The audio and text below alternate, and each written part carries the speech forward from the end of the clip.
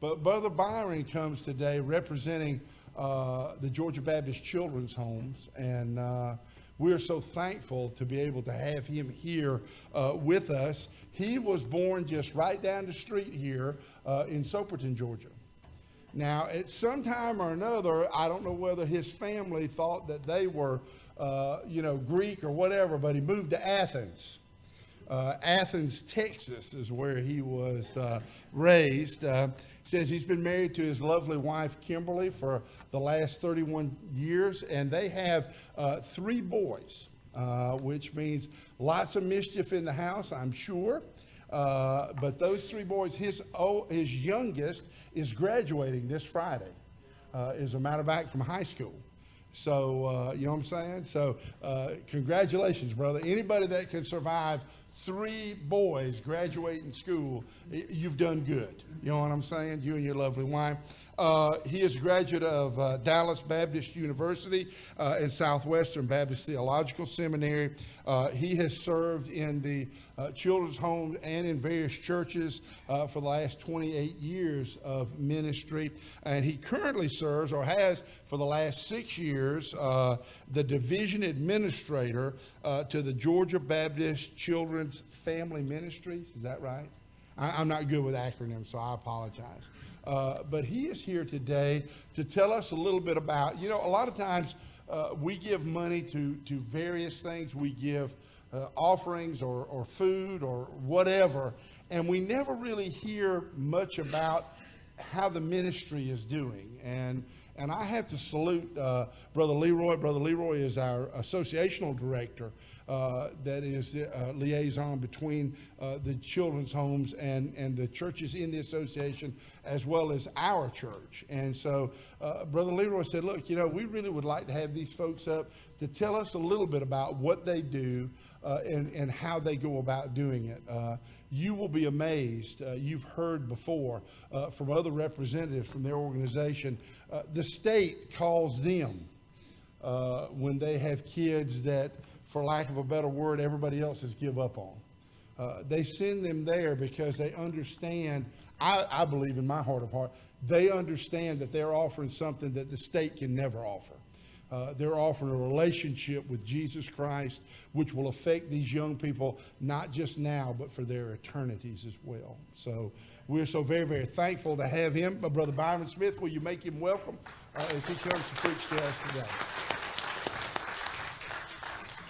Brother Byrom, love you, sir. Thank you for everything you do. Thank you. I appreciate that. All right. Can y'all hear me back there? Is it pretty good? Got me mic'd up good? Okay. The reason I ask is because you understand, and well, you're going to understand in a minute, I'm not a preacher. I haven't been trained. I went to seminary, but I wasn't trained in preaching. I was trained in counseling, and so what happens is they taught us in counseling school not to project loudly at folks or they might not come back. So I don't talk. You're used to, okay, I'm not going to follow up on that one. I'm going to leave that alone. My mama didn't raise any foolish children.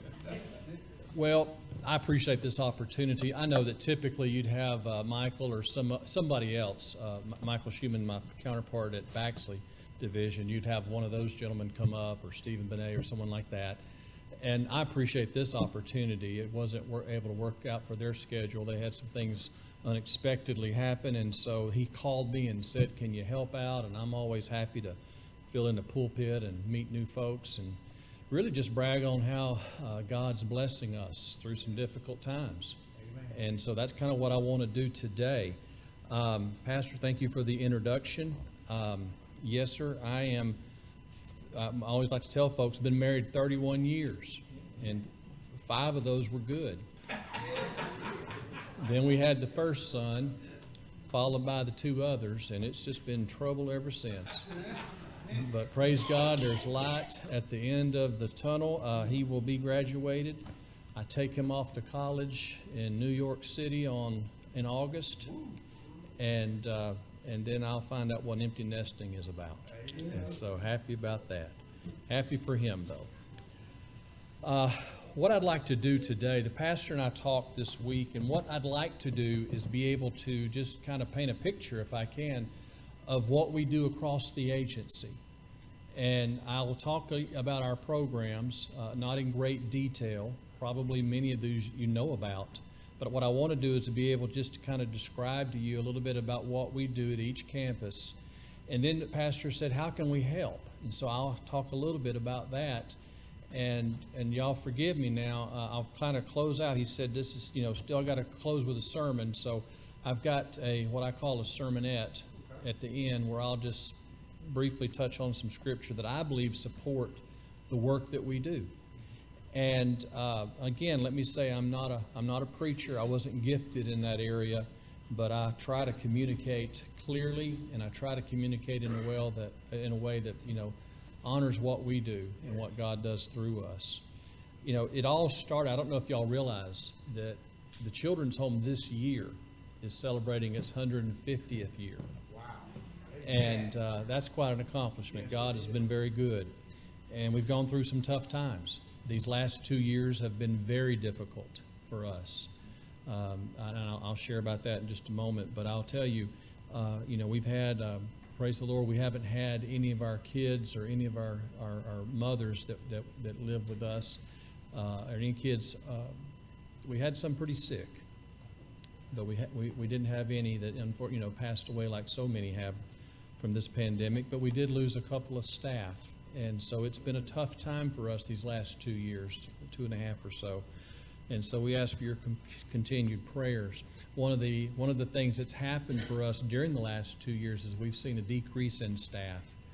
And one of the sad things that we've seen is that we're not able, because we don't have the staff, we haven't been able to serve the number of kids that we used to serve and families. And so that's been a difficulty for us as well. But we believe that God is still on the throne and in charge.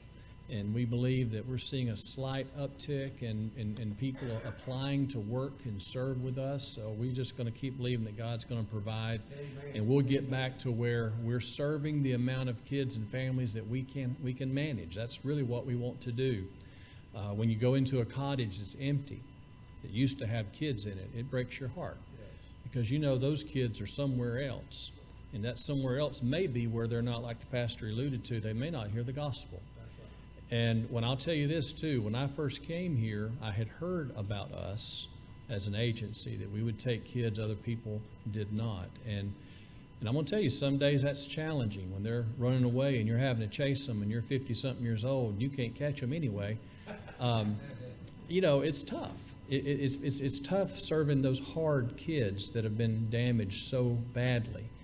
But that's what God's called us to do, and we try to open our doors and to any child that has a need. Now, what I have today to share with you, and you really can't see it, so I'm just going to kind of run through this and just explain some numbers here. In family care, which I'll talk about in detail in a moment, we've served 194 in 2021. We served over 150 in our community counseling program. Our campus care program, 138. Camp Hawkins, which I'll describe to you if you're not familiar with it, unfortunately has been closed due to COVID. Good Shepherd, we've served 31 in that program in 2021. In foster care, we served 19. And our group home, which I'll talk about, Angel's House, 11. And our respite program, which takes foster kids in for the weekends to give the families a break and give the kids an experience on a farm, an outdoor type of program, that had to be closed down due to COVID. And then the Good Shepherd Riding Program, we've served 32 in 2021. And I'm going to skip through all this, but eventually what I wanted to share with you is this, that we have served well over 500 individuals, and that we have a total financial support of over $14 million. Wow. And so we are very, very blessed. The breakdown, which you can't see, in the blue there's 36% of our financial support comes from our contracts that we have with the state. Almost 20% of that there that's in sort of that reddish color is churches giving to us. 11% comes from grants 8% from foundations. Another 11% there in the yellow comes from individuals. And then the investments in things that we have through the Georgia Baptist Foundation is 9%, and then estates, trusts, and others comes out to be about 5%. So that's kind of a breakdown of how we survive and how we make it year to year. And the pastor had asked me to give a little bit more understanding of how that works. And I'll allude back to some of this in my presentation here this morning. What I really wanted to share with you first is the Palmetto Division. If you don't know this, we're broken up into 3 different divisions: Palmetto, the Meansville, and of course Baxley. How many of y'all been to Baxley Division? Some of y'all have? Okay.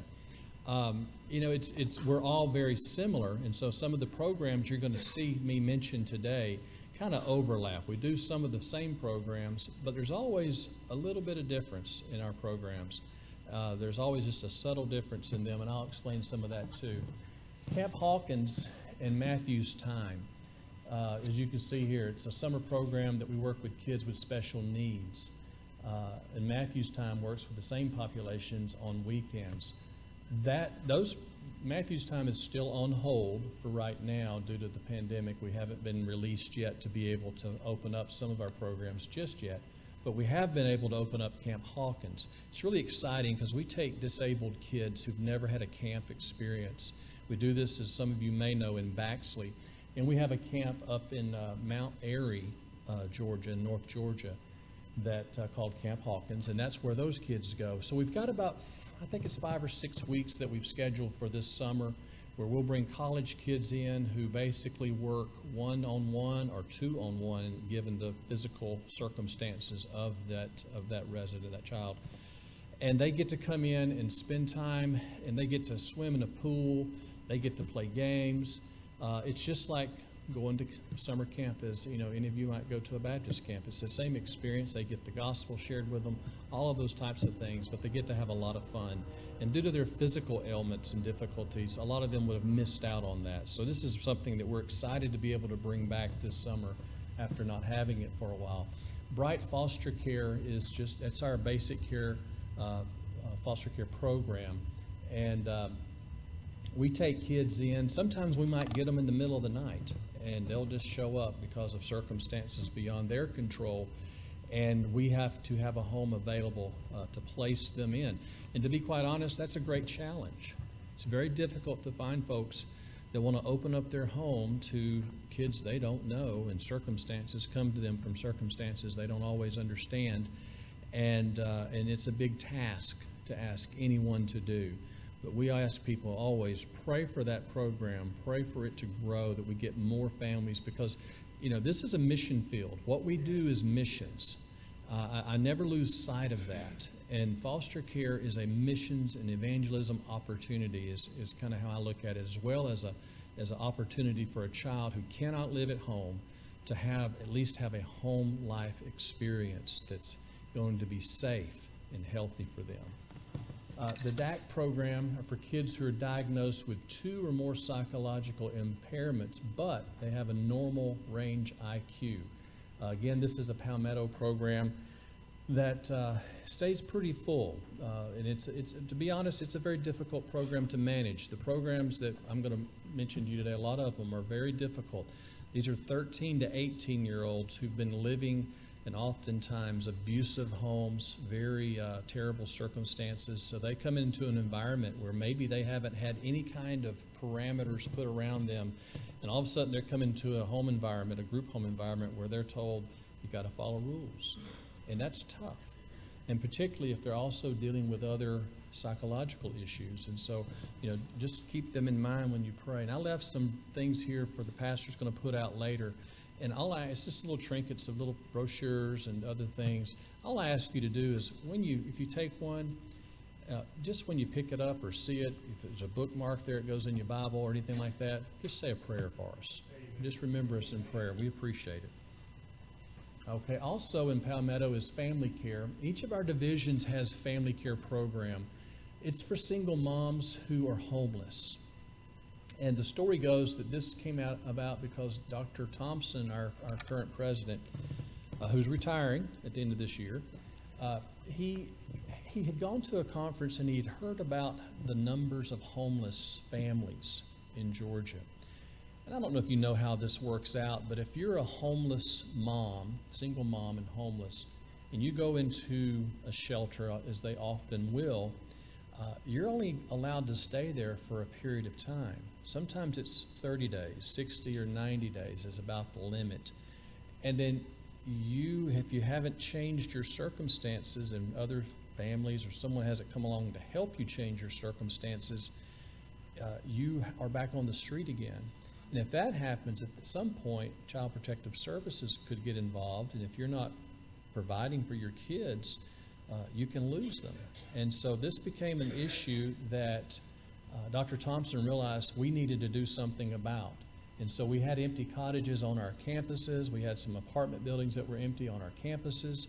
And he decided that we needed to answer this call and figure this out. Now, this program is one of my favorites, and I'll tell you why. Most of my programs that I have in my division, as well as my counterparts at the others, they're state contracts. With that comes a whole lot of paperwork and a whole lot of oversight. And all that's well and good, but it's a lot of work to do that piece. And so family care is something I like because there's not a lot of paperwork, very little, to be quite honest, because we have no contract with this. It's completely funded by our churches, and I think that's fantastic. Emergency program. This is our newest program that just started just a few weeks ago. I don't know if you realize that there's oftentimes kids whose behavior is so difficult that they can't make it in a foster home. And then sometimes it's so bad that they can't make it in a structured group home setting. So what happens to those kids? Well, what happens is, more often than not, they end up with a contracted worker, CNAs mainly, that will sit with them day in and day out in a motel until somebody is willing to take these kids. And so there's literally hundreds of these kind of kids around the state at any given time that the DFACS offices are trying to figure out, what do we do with them? Where can we send them? So we were contacted by the state of Georgia to possibly use our facilities as a place for these, hoteling, if you will. And so it's brand new. I don't have a whole lot of news about it, but I love the idea that we're taking these kids out of the motels and putting them in a home or a more structured environment and giving them a chance. And it's tough. These kids are difficult. They are the most difficult that we have. And so it's a lot of stress. But I'll tell you this, like you mentioned, I've been doing this for a while. My first job at a children's home was right out of college, and I worked at a home in Waco, Texas for a year, and that was in 1989. And in those days, I remember they didn't have money set up for you to take a kid that you couldn't place. So a DFACS worker would have to spend the night at their office on a cot, and the kid would stay in the office with them. And so I guess these hoteling is a little better than that, but that's how it has been for the almost 30 years that I've been involved in this kind of work. And so pray for this ministry that it will grow and be able to find the adequate number of staff that we need to do it. Baxley Division, some of y'all are familiar with what they do. The flight program is for boys 13 to 18 who've been incarcerated by the Department of Juvenile Justice for predatory crimes. What we find most often with these kids are that they have been, something horrible has happened to them and they're acting out in a similar manner. So do pray for that program. They have a basic care group home in Baxley.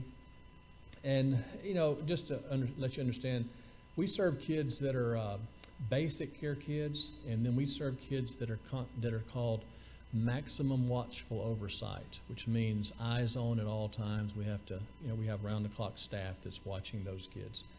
Basic care is, the more easily to manage, typically, kid. But what it oftentimes you find out is they're kids who you haven't discovered what their disorder or their issues are yet. Maybe they're brand new to the system. So basic care is a good time for us to be able to find out what's happened to you. What type of things have you gone through, and how can we help with that? Family care is that we have, of course, I mentioned that earlier, we have a family care program as well in Baxley. And just so you know too, family care, what we do when a mom and a child come to family care for us is they'll come and stay for a period of time.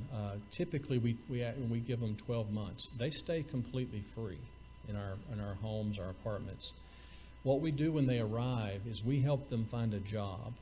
If they want any kind of vocational training, we help them find that. We get their kids in school. Oftentimes, these kids are behind because they've lived in an environment that's been pretty difficult for them to grow and thrive. And so we help them in school as well. We make sure that their needs are met in any way possible so that they can be successful. Our ultimate goal when they leave us, our ultimate goal for them physically is that the mom is able to take care of her own kids, and she knows that she doesn't have to rely on someone who's going to harm her or them or just be unreliable. So that's kind of the gist of that, but I'll tell you more about that in a moment. The Ascend program, very similar to what I mentioned earlier about DAC. These are kids with more than one psychological impairment, except on my program, the Ascend program are kids that their IQ is lower. And so, for me, what I want to do during this little section, I'll share little stories and stuff to give you kind of a better picture about what we do. The Ascend program, one of my little stories I love to tell is I had not been here but a couple of years, and I had a girl who was, she was 14, almost 15, but she had the mind of probably a 6, 7-year-old. And so she had decided she was ready to leave, that she'd been there a couple of months and it was time to go somewhere else. And so she had learned how to actually learned how to break out a window and jump out and run. She did this a couple of nights. I learned very quickly what the plexiglass costs and how to install it. So we took care of that. But she ran one night. I get a call about 1 in the morning, and I live on campus or across the street from our campus in Meansville. I get a call at 1 in the morning, said she's run. She's already made it to the highway. Now if you're familiar, we are between Thomaston and Griffin, Highway 19. And she's already made it to the highway. Now, the only good thing about that, at 1 in the morning, there's nobody out there. That road is dead. So I jump up, I run out, get my truck, took off after her. I found her maybe 50 yards up the road. And I pulled over into the turn lane area there in the middle of the median, and I roll my window down, and I tell her, "What are you doing?" And she said, "Oh, it's you." "Yes, it's Mr. Byron. How can I help you?" "Oh, I'm glad you're here." So she comes across the road, she gets in my truck, and she said, "This is good." And I said, "Why is it good?" "It's not good. You were running away." And she said, "No, this is good. Now you can take me to Walmart." And so I explained we couldn't go to Walmart at 1:30 in the morning, so we didn't go to Walmart. But these are the kind of kids we serve. I mean, sometimes it'll break your heart, other times it'll just make you laugh, but we love them and we do what we can for them. Our ultimate goal for a kid like this that's in these programs is to find a long-term, forever home for them. A lot of times they're not going to be able to go back to their family. They're not going to go back to their mom and dad. They're not going to go back to extended family. They have nowhere to go. And so if we cannot find for them a foster home, a long-term foster home or adoption, a lot of times they'll graduate from us and they'll go to a adult care type of program, like up in Warm Springs. There's one in Cave Springs. And so that's kind of what happens to kids who are in the system like that. But we have been very blessed to be able to send a lot of these kids back home or to a kinship home. We've been able to send a lot of our Ascend kids, several of them have been adopted. And that's rare for a teenager, but we have some folks that feel called for that. We're very thankful. The Good Shepherd program is for boys 13 to 18 who've been incarcerated by DJJ. They're nonviolent offenders. These boys come to us from all over the state of Georgia, and they come to us having been usually incarcerated for more than a year. And a lot of these kids come to us they've been in gang situations. Now, really interesting too, that I learned when I came here, I didn't expect this, but I found that some of these kids were from second and third generation gang families. So it was their family culture to grow up in that. And when you meet someone who their grandparents were in gangs, it's very difficult to know how you're going to help them see you need to get out of that. And so this is a very challenging program. The Barn Ministry is for our equine therapy program, essentially. And what we do there is we offer help for our own kids that we're serving up in Meansville, as well as the kids from Palmetto. It's only an hour away, so they bring kids down too. And my horse therapy team there, what they do is they help them. I don't know if y'all are familiar with equine therapy and how, I mean, maybe I was not. So I was surprised to find out how therapeutic a horse is. I had no idea. I knew about dogs. And so God really created these animals to do incredible things therapeutically, horses and dogs, but not cats. I'm not sure why God created the cat, but they're not very helpful therapeutically. I'll share you a quick story here too. We had a situation where a guy came from Wounded Warriors. His wife had reached the end of her rope. She was done. If this didn't help, they were done. And he came to us cursing, angry, didn't want to be there. And so what we did was our therapist put him on a horse. Now what these horses do is in this particular case, they will emulate what they feel you're projecting. So the horse, as this man was angry, the horse became more agitated. Now, a grown man, I don't care how grown you are, if you get on a large animal like a horse, and you're agitated, and the therapist says to you, if you'll calm down, the horse will, that has a huge impact on him therapeutically, because that man calmed down. And so he calmed down a great deal, but here's what happened after that. He spent about 3-4 hours there working that day. The great part of that story was that it was the first time he realized he could control his emotions. And that was a big, big step for him. And so we were very thankful for that. And hopefully, they went on to other types of therapy as well. So we were very thankful that we could be a starter for helping this family. We also have a school that focuses on credit recovery for these kids that live there at Good Shepherd. The Good Shepherd program is in Warm Springs. It's a 300-acre horse farm. And so we've had it for about 13, 14 years at the children's home. So it does dynamic work. We're very thankful for that. The school works with most of these kids come to us at least 1 year behind, sometimes 2-3 years behind. And so our teachers work very hard at getting them caught up, because we want them, if possible, to go back home once it's time to be paroled, to go back home and be on grade level so they can get back to their friends and graduate. And so we've had actually a couple of our kids get their GED as well here in the last year. So very thankful for that. Angel's House is a group home for basic care girls who are 13 to 18 years of age. Quick story about Angel's House. This particular year, we have 3 that are graduating high school from Angel's House. They're going to be going to Gordon College, Berry College, and Mercer College, and all 3 of them are graduated with honors and have thrived, and they have a full ride to all their colleges are paid for, and that's a blessing. At the same time, we got word that 3 of our former graduates were graduating. 2 were graduating from college. 1 was graduating from med school. Wow. And starting her residency in Miami. So we're just very thankful. Angel's House has been around for several years, and it does just tremendous work. And again, family care. I'll tell you a quick story about family care, and then I'm going to go right into kind of how y'all can help us. Family care, well, I'll be honest, Pastor. I'm sure, in your years, you've probably been there too. Sometimes you get to the point where you're asking yourself, why am I doing this? It's been a hard week, a difficult week. Both kids and staff are driving me crazy. And I was just kind of having a pity party one day. And I went into staff meeting, and the program coordinator for that program came in, family care program. She came in and she said, I've got a story to tell y'all. She said, we brought in a new family, a mom and 2 young kids this weekend. They came in on Saturday. And it was one of the more severe abuse stories that I've heard of in a while. And the majority of our moms have come from that environment. And so the staff member told me that she came into the apartment, and understand, it's just a small, very simple 2-bedroom. It's nothing fancy. But she came into the apartment, and they were just kind of explaining to her, we already have, we have linens here, we have these things already set up for you. When they come in, we already get them about a month's worth of supplies, because we know they typically come with nothing. And then we also would go buy clothes and things that they need if necessary.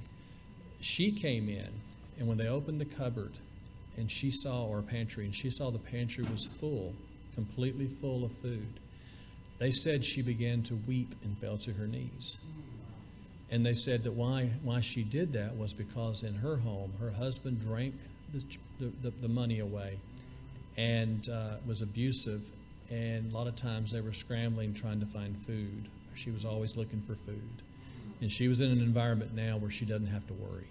And that touched my heart, and it reminded me, Lord, this is why you have me here, and I'm so sorry. I'm so sorry that I was having a pity party. And so God will do that to me every now and then. He still chastens us when we need it. How you can help?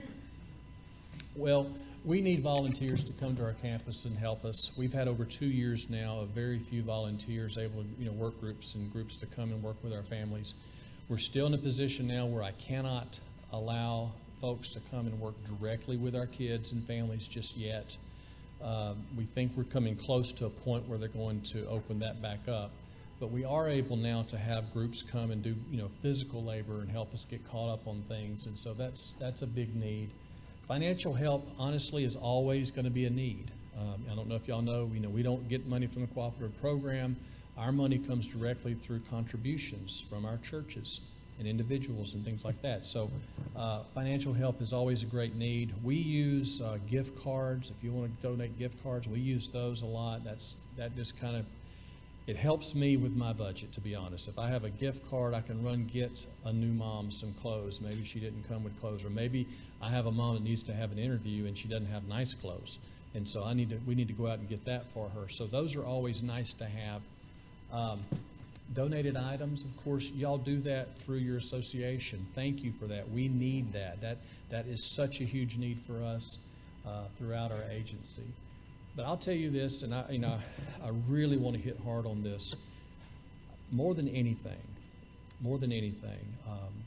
we sure do need your prayers. And please hear me. I'm not saying that because we're supposed to say that from the pulpit. I sincerely believe and know without a doubt that it's the prayers that sustain us. It's the prayers that get us through. We are working with kids and moms and families who come to us who are from generations and generations of sin and drugs, alcohol, abuse, you name it. Some of I could tell you horror stories, but I won't do that. But I could, and it breaks my heart. But year after year, I think I have seen it all. I'll never see anything as bad as this.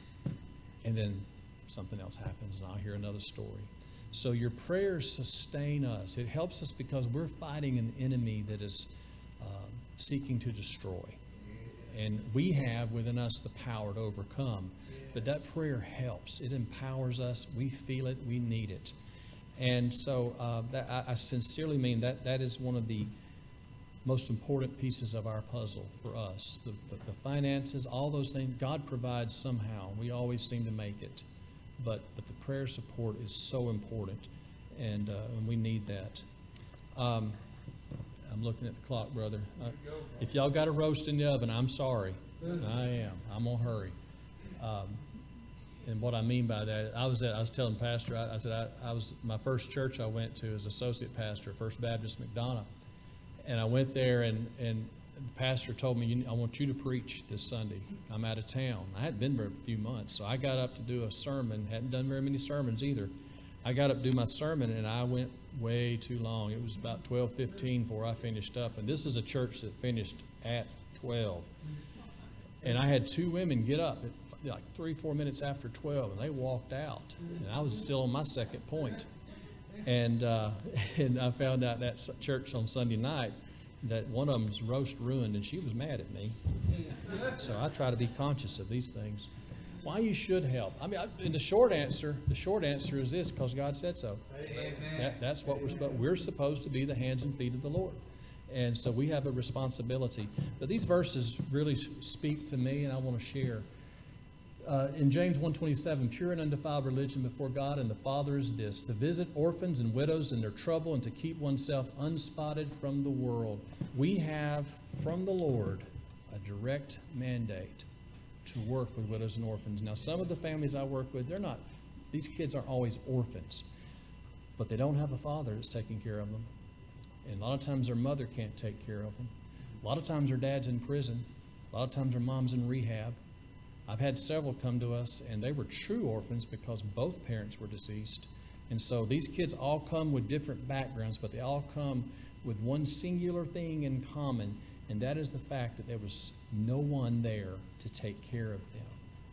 And so the same way with these moms, there was no husband, no one there to take care of them. The family oftentimes had disowned them, had given up on them. And so in a sense, they are orphans, they are widows, and they do need our help. And I just believe with all my heart that God just has a soft spot in his heart for those that are hurt, that are weak, that are weary, that are downtrodden and broken. Amen.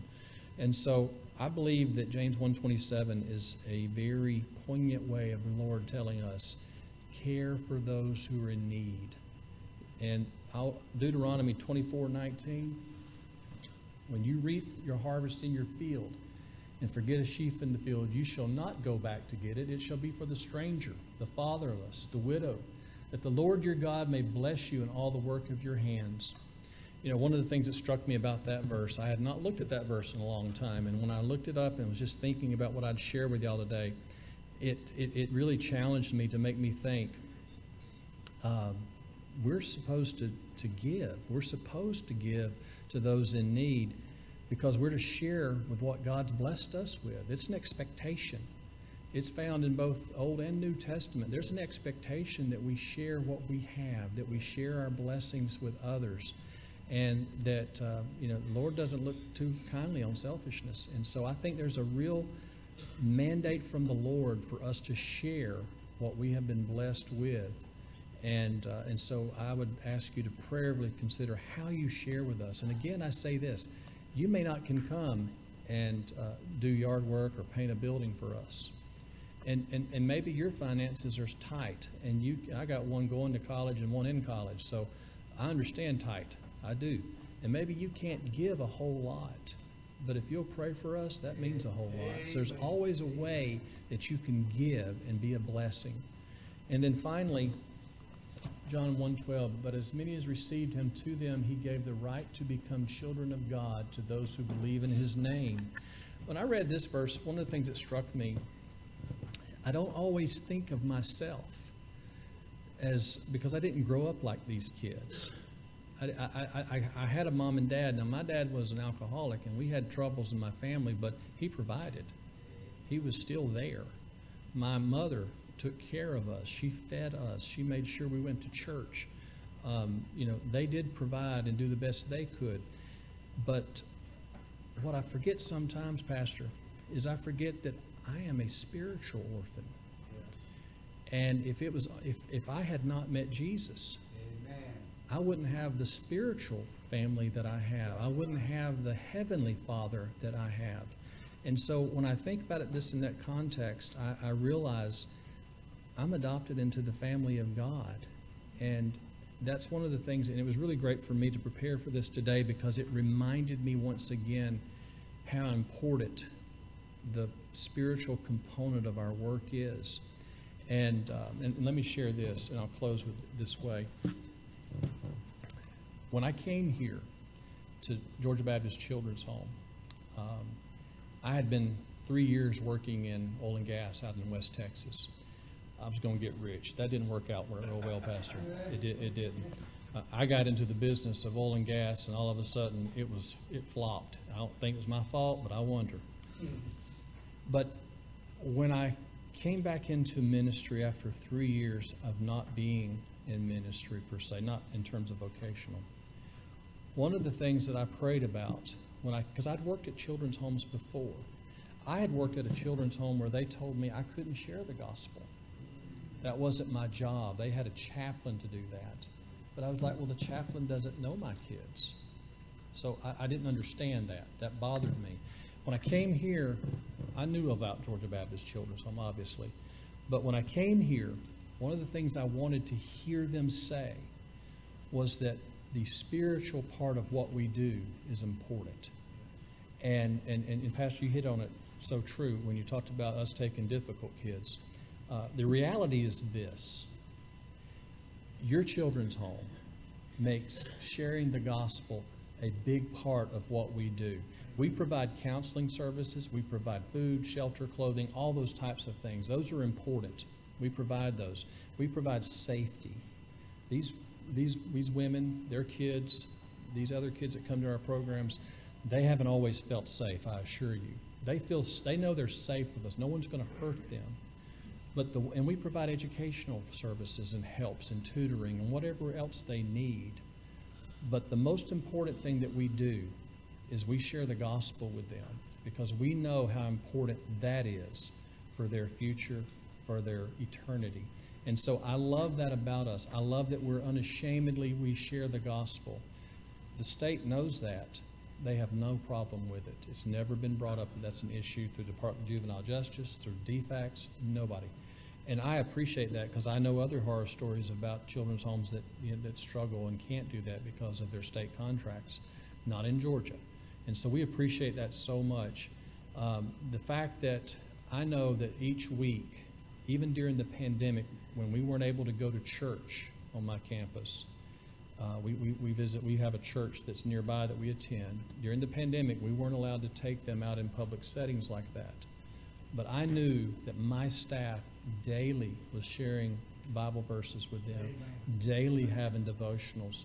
And then I knew on Wednesdays they were going to have a Bible study with them. And then I knew that the kids were asking questions. I would come into a cottage and kids would ask me about something in the Bible. And these are gang kids. They were asking about Bible stories. And so I'm very thankful, and I just want to close with this to say, thank you for your support. Thank you for what you do as a church and congregation for us. And know that your efforts are making eternal differences. We are seeing kids and families change their lives. I heard another story about a mom accepting Christ just a week and a half ago. That's going to change that family's eternity. And so I appreciate you. I appreciate this opportunity. I know it's not typically who you would have, but I appreciate the chance to come and share, and I'll turn it over to you, brother.